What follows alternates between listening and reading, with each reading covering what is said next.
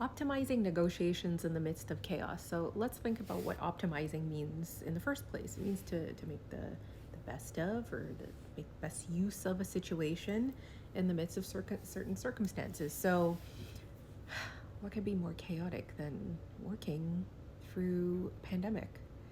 I have to say that while my career has increasingly ramped up over the years, nothing was quite like that pandemic. It seemed like all of my projects just kind of aligned on timelines. Some were, of course, delayed even without the pandemic, and then we had other ones that needed to start.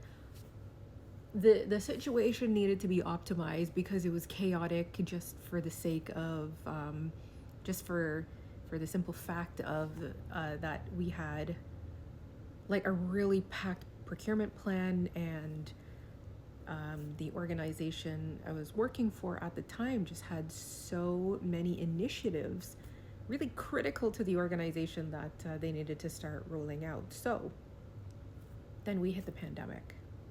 And one thing I was doing at that time was procuring an e-tendering system. So, what could be more of a perfect opportunity than to procure an e-tendering system and have a pandemic dropped into your lap? Boy, does it make you pivot. So I consider this, well, not only chaotic, but it was like that golden egg opportunity. It actually accomplished two really important things. It really allowed us to proceed with negotiations that really got to the point. So what do I mean by that? Because like we had a scope with which to work within, but we were able to find ways to really trim the fat, so to speak, really get to the point, get to the nitty gritty, and optimize timelines.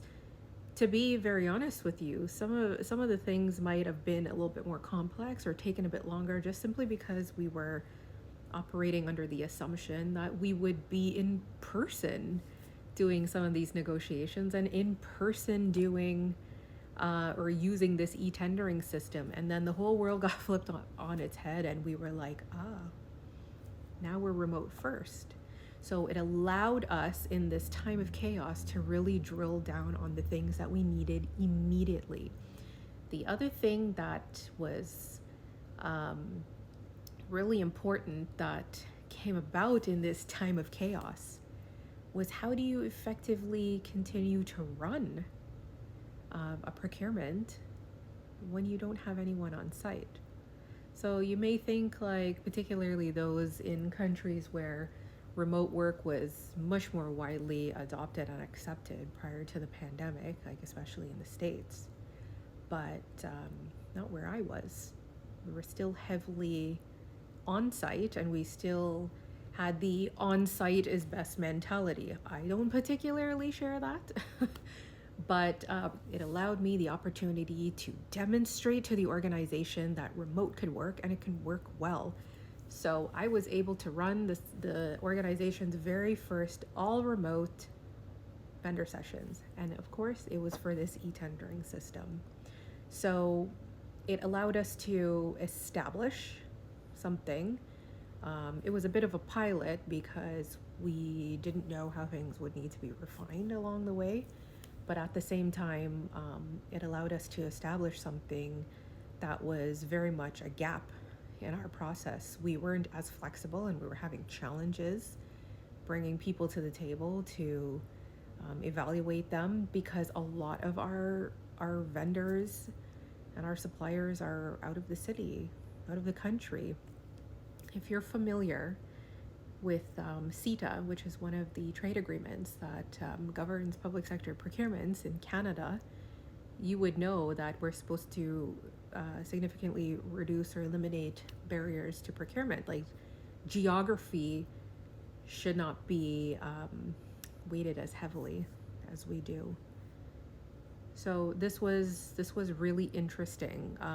So not only was it for this procurement, we had the presentations. It allowed us to set ourselves up for negotiations. It allowed us to do away with old, outdated things, such as removing like the faxing option of all things in our agreements. So I think that in the midst of all the chaos, it allowed us to produce a more clearly defined, to the point contract that allowed for flexibility in the event that, we may not be able to be on site or something else unforeseen might get thrown into the mix. So even though it was very hectic, it required a lot of coordination, we were still able to find common ground on something that the world really commanded that we find common ground on. So this is why I also say that negotiations are really not as intimidating for me as they used to be. I look forward to it because this experience for me really allowed for a collaborative effort and really meaningful, like to the point, win-win solutions on both sides of the coin. So what do we say? We just should embrace the chaos.